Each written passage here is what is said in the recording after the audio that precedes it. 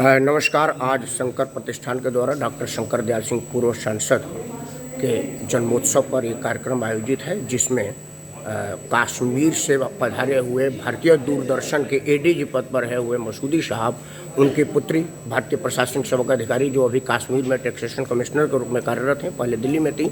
आप लोगों से बात करने का मौका मिलेगा। तो पहले मसूदी साहब आपसे, एक कश्मीर का शख्सियत बिहार के शख्सियत के विषय में क्या जानता है? देखिए, मेरा तो ये सौभाग्य है कि मैं यहाँ इस वक्त इस सभा में हूँ। सौभाग्य इस कारण है कि क्योंकि ये पहली मुलाकात डॉक्टर साहब से 1994 में शिलोंग के राजभवन में हुई थी, जब मधुकर दिगे जी वहाँ के राज्यपाल थे। उन्होंने इनको ख़ास किसी मकसद के लिए बुलाया था और मैंने गुवाहाटी से इनको एस्कॉर्ट करके शिलोंग लाया था, क्योंकि मधुकर दिगे बहुत ही साहित्यिक प्रेमी थे।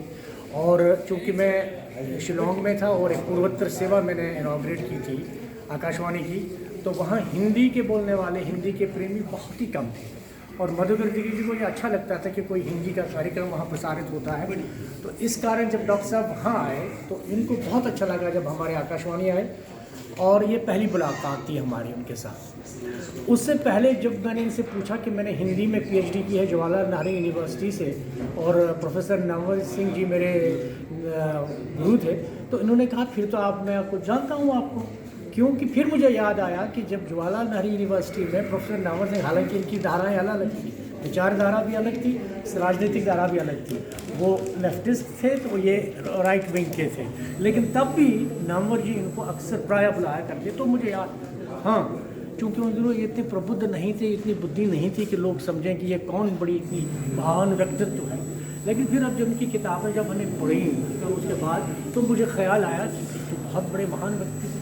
और फिर जब मैं जॉब में आया इंडियन ब्रॉडकास्टिंग सर्विस में, तो जब शिलोंग में इनसे मुलाकात हुई तो मैंने कहा ये तो बहुत अच्छी बात है। और देखिए क्या इत्तेफाक है, ये क्या है कि आप उनकी पुत्री हैं, रंजन जी हैं, आप कश्मीर में हैं, हमारी बात हुई और फिर आपने ये कहा। और जब मैंने कल गूगल किया तो मुझे पता चला मैं तो डॉक्टर साहब को बहुत अच्छी तरह से जानता हूँ, और ये महान जो व्यक्तित्व होते हैं उनकी बातें भी महान होती हैं, और इनका जो व्यक्तित्व अलग था और इनका जो कृतित्व दोनों, साहित्यिक भी और वो जो राजनीतिक भी, वो भी अलग, वो भी हटके था। डॉक्टर साहब कि आप डॉक्टर शंकर दयाल सिंह को कवि के रूप में, लेखक के रूप में और राजनीतिक रूप में, दो अलग अलग विधाओं में किसमें बेहतर पाते हैं, या दोनों में ही समझना मुश्किल है कि कौन ज़्यादा बेहतर?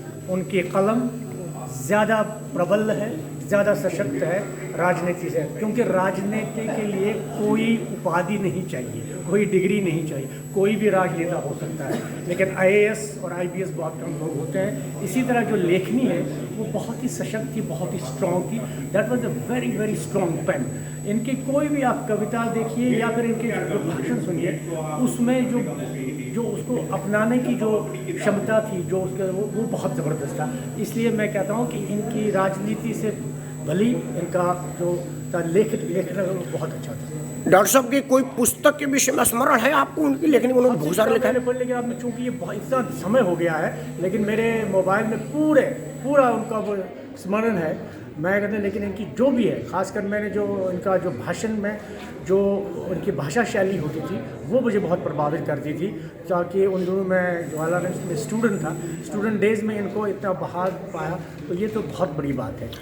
आप एक विद्यार्थी के रूप में उनको जानते थे, फिर एडीजी के रूप में जानते थे, अब एक प्रबुद्ध आदमी है। इन पूरे तीनों कालखंड में आप अपने आप को शंकर दयाल सिंह जी के विषय में बताइए। एक विद्यार्थी के रूप में आपने कैसा पाया, फिर एक एडीजी दूरदर्शन के रूप में थे तब कैसा पाया, और एक आप स्वयं भी बहुत ही प्रबुद्ध नागरिक है उसमें। देखिए, मैं आपको एक बात, तो दिल की बात बता दूँ, मुझे तो उनमें कुछ एक महान आत्मा बसी हुई देखी थी। क्योंकि जब वो नामवर जी से बात कर रहे थे, हम तो स्टूडेंट थे, जूनियर स्टूडेंट थे, बहुत ही नए ताज़ा थे, लेकिन जब नामवर जी से कोई बात करते थे, प्रोफेसर नामवर जी, भगवान दोनों को स्वर्ग में जगह रखे, वो जब बात करते थे, और किसी भी, क्योंकि नामवर जी का जो विषय था वो आलोचना थी, वो कोई कवि नहीं थे, वो संपादक, आलोचना के संपादक थे, और उनकी आलोचना, उनका जो साहित्य में हिंदी आलोचना में वो बहुत ही शिखर पे थे। और डॉक्टर साहब जो थे, क्योंकि ये कवि भी थे और संस्मरण भी इनके बहुत शानदार होते थे, तो जब इनकी बातें होती तो मुझे लगा कि इस आदमी में समंदर फंसा हुआ है,